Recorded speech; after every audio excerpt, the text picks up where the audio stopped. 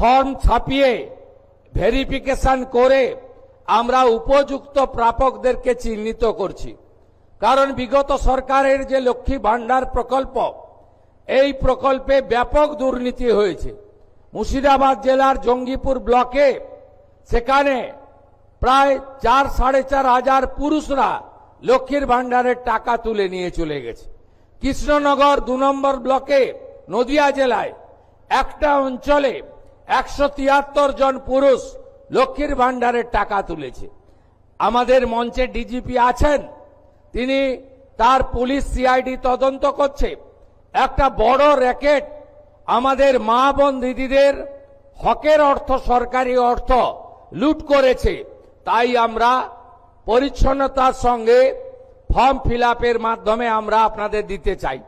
আমরা দিতে চাই তাদের যারা সরকার বা সরকার পোষিত বা প্রাইভেট স্কুল যেখানে সরকার অনুমোদিত, সেই স্কুলে আপনাদের বাচ্চাদেরকে পড়াশোনা আপনারা করান।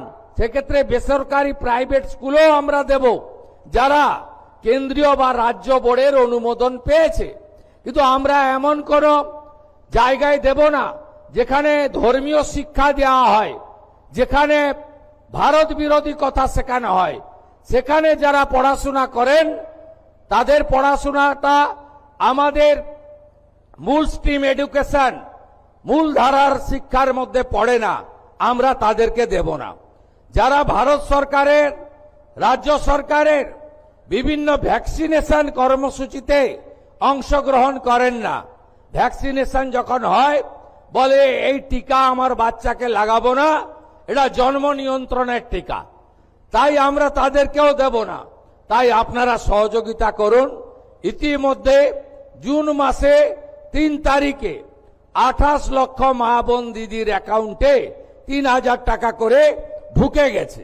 এখন অবধি 1,05,00,000 আমাদের মা বোন দিদি তারা এই অন্নপূর্ণা যোজনায় নাম নথিভুক্ত করেছেন। তাদের ভেরিফিকেশন কমপ্লিট করে আমরা পোর্টালে আপলোড করে দিয়েছি এবং এরা আগামী 1 জুলাই তারা এই জুন মাসের 3000 করে টাকা অ্যাকাউন্টেও পেয়ে যাবেন, ঢুকে যাবে। এতটুকু চিন্তা করবেন না।